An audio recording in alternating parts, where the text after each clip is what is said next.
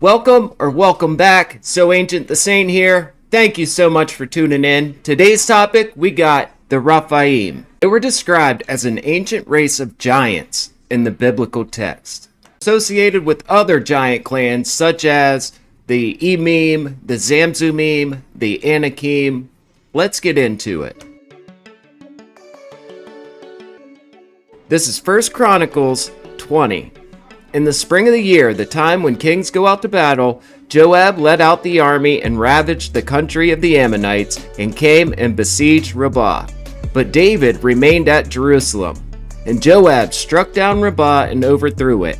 And David took the crown of their king from his head, and he found that it weighed a talent of gold, and in it was a precious stone. It was placed on David's head, and he brought out the spoil of the city, a very great amount, and he brought out the people who were in it and set them to labor. And thus David did to all the cities of the Ammonites. Then David and all the people returned to Jerusalem. And after this there arose a war with the Philistines at Gezer. Then Sibbecai the Hushathite struck down Sippai, who was one of the descendants of the giants, and the Philistines were subdued. And there was again war with the Philistines, and Elhanan the son of Jair struck down Lami, the brother of Goliath, the Gittite, the shaft of whose spear was like a weaver's beam. And there was again war at Gath. And there was a man of great stature, who had 6 fingers on each hand and 6 toes on each foot, 24 in number, and he was also descended from the giants. And when he taunted Israel, Jonathan the son of Shemiah, David's brother, struck him down. These were descended from the giants in Gath, and they fell by the hand of David and by the hand of his servants. And right here you'll see the sons of Rapha. Zoom in right here. Rephaim. That's Rosh, Pei, Aleph, Yod, Mem.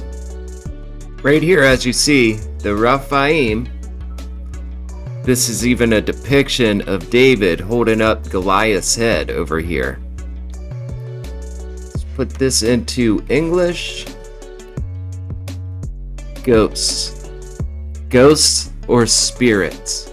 Eloah, Eloah, lama sabachthani, which means, my God, why have you forsaken me? Now you're probably wondering, what does this have to do with anything? Just give me a minute. Jesus on the cross, Eloi, Eloi, lama sabachthani. He is quoting Psalms 22. And then later on in the passage, we actually get a reference to the strong bulls of Bashan.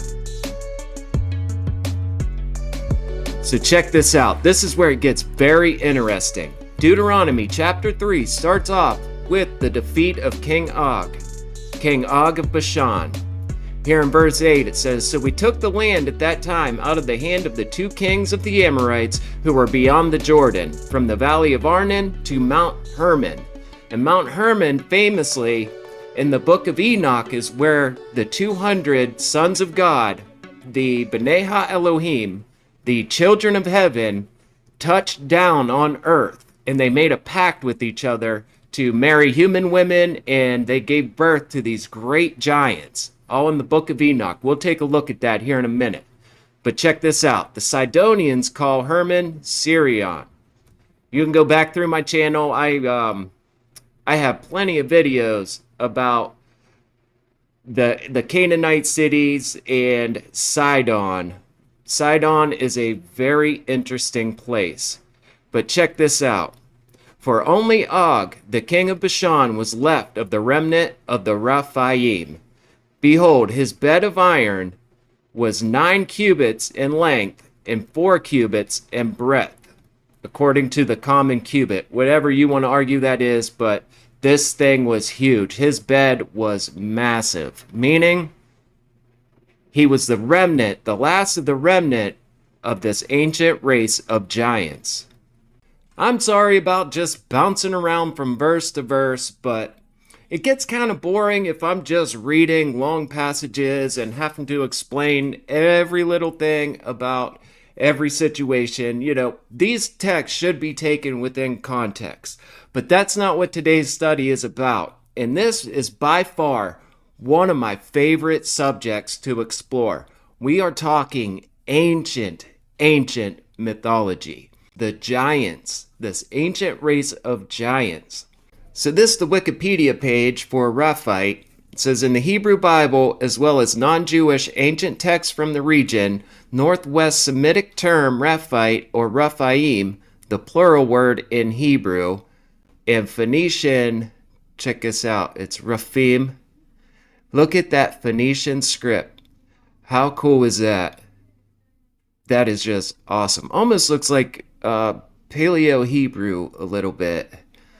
But it refers either to a people of greater than average height and stature, such as Deuteronomy, or departed spirits in the afterlife, Sheol, as it is written in the following scriptures, Isaiah, Psalms, Proverbs, as well as Isaiah 14. That's the famous passage.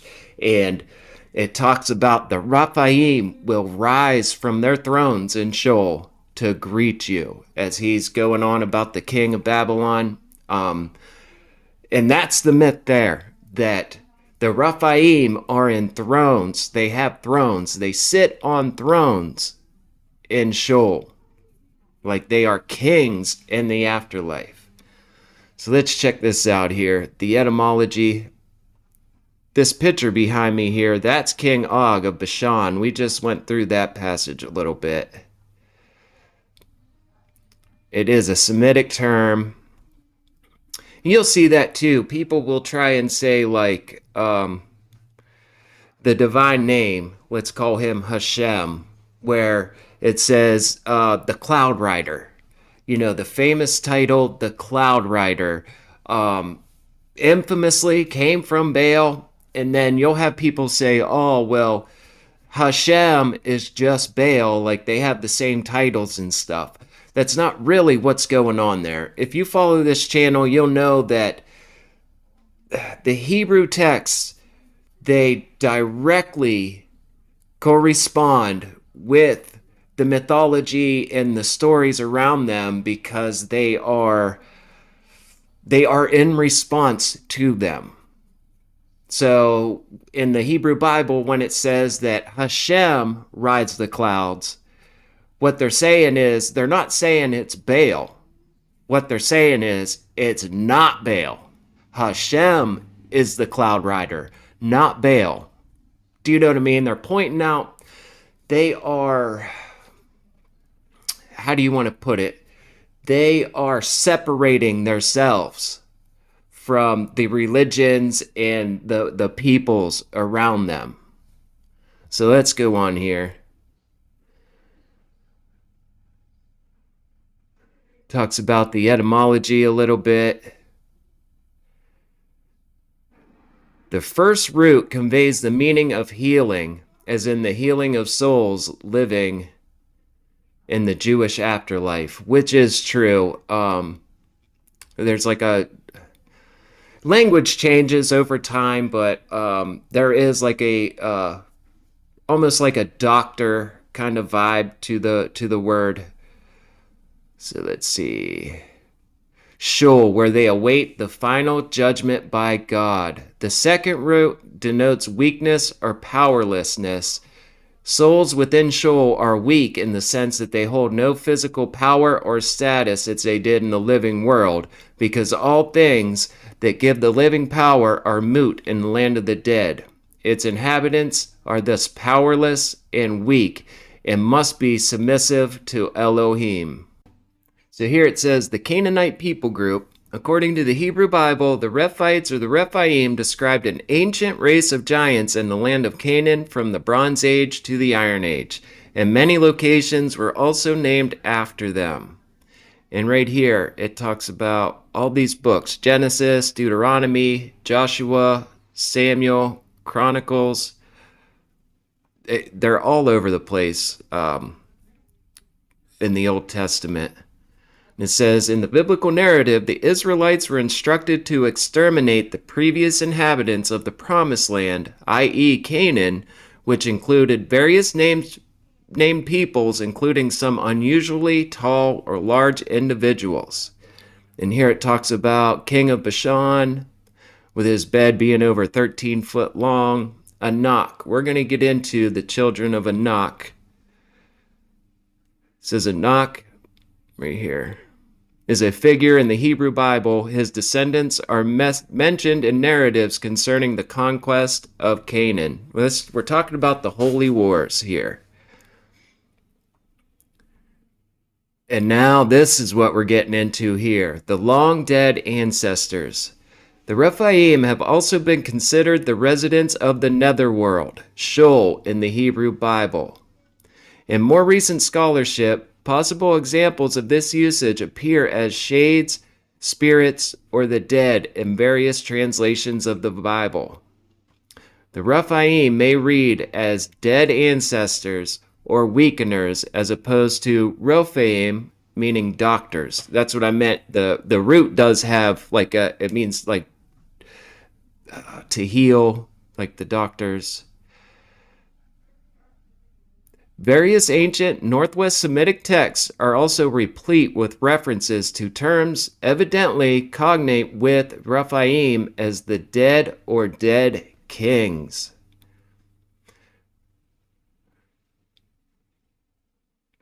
This is the ancient coastal city of Ugarit. The funerary text provides important evidence for understanding Ugarit's cult of the dead, wherein beings called the Raphauma, the long dead, or the Malakuma, the recently dead kings, were invoked in funeral liturgy presented with foods or drinks and offerings. Just a reminder, if you like this type of content, please like, subscribe. It would really help the channel out. Thank you very much. This right here is where it's going to make sense with Jesus on the cross, referencing Psalms 22. Because after Jesus is crucified, he descends into Hades and he defeats the rulers of the underworld. This is the Dictionary of Deities and Demons in the Bible. Check this out. Bashan, Hebrew, Bashan. The Ugaritic, Baton, serpent. The Akkadian, Basmu. Let's go up here.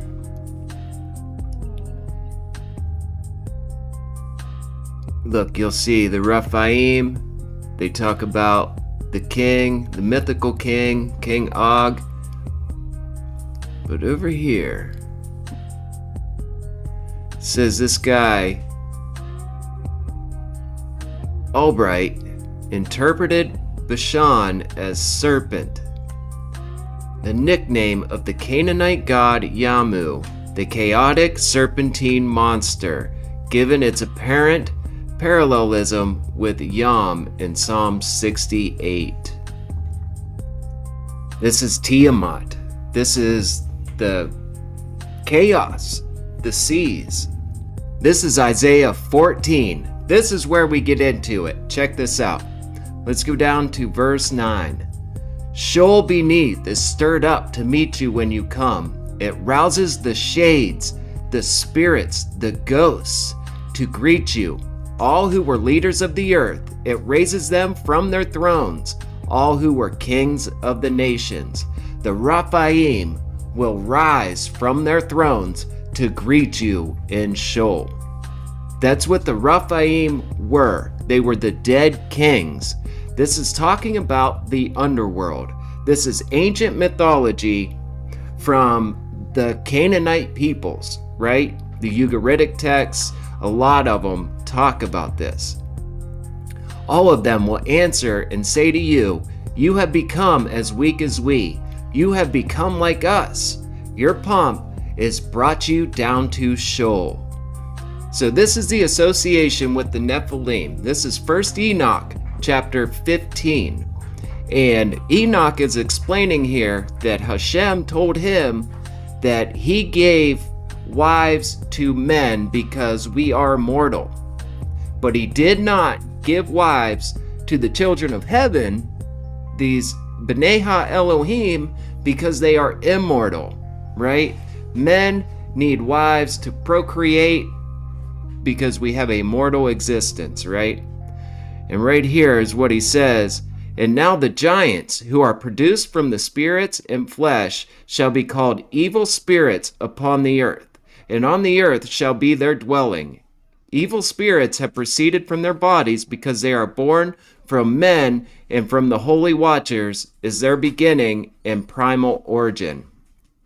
They shall be evil spirits on the earth, and evil spirits shall they be called. As for the spirits of heaven, in heaven shall be their dwelling. But as for the spirits of the earth, which were born upon the earth shall be their dwelling. And the spirits of the giants afflict, oppress, destroy, attack, and do battle, and work destruction on the earth, and cause trouble. They take no food, but nevertheless hunger and thirst, and cause offenses. And these spirits shall rise up against the children of men, and against the women, because they have proceeded from them." Now remember, in Genesis 6, there was giants, there was Nephilim on the earth in those days, and also after. And after is where we get these tribes, like the Anakim, the Zamzumim, the Amim. All these different tribes were descended of the giants, the Rephaim. Numbers 13, verse 33, "There we saw the giants, the sons of Anak, descended from the giants. In our eyes we seemed like grasshoppers, and so we were in their eyes." All right, now check this out. Right here, Nephilim. Let's go to Google Translate. Giant or titans. So just a bit more and I'll wrap this up. All right, this is Deuteronomy 2, verse 10. "The Amim dwelt there formerly, a great and numerous people, and tall in stature as the Anakim. They are also considered the Rephaim as the Anakim, but the Moabites called them the Emim." Taking out these tribes of giants. So you remember this one, the Rephaim, the ghosts, the spirits, right? The Amim were a great and numerous people, and tall in stature as the Anakim. So right here, who were also the Rephaim.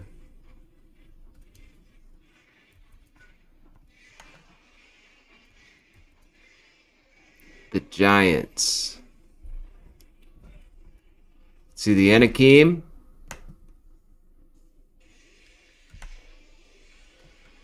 The giants.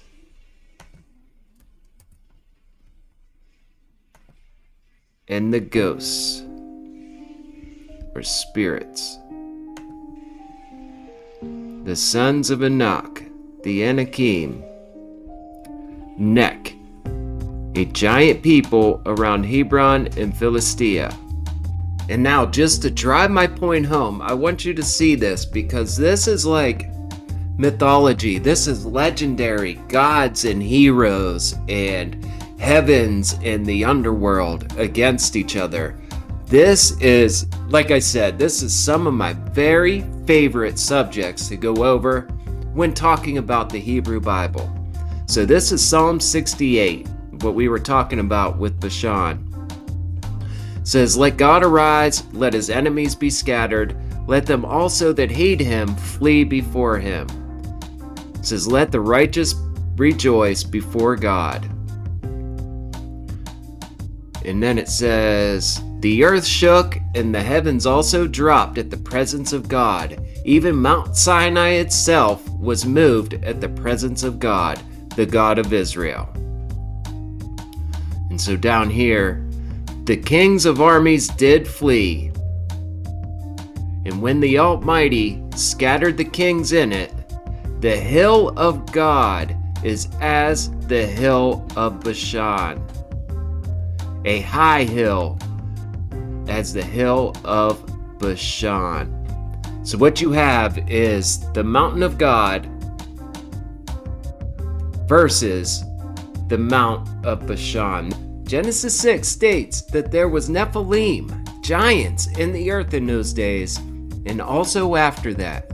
So who were the Rephaim? They were the mighty warriors of renown, the heroes of old. This is so ancient. Thank you for taking the time to watch this video. I will circle back to this topic. I love it. If you have any questions, if you have anything to add, drop some knowledge in the comments and let me know how I'm doing. Thank you for your time.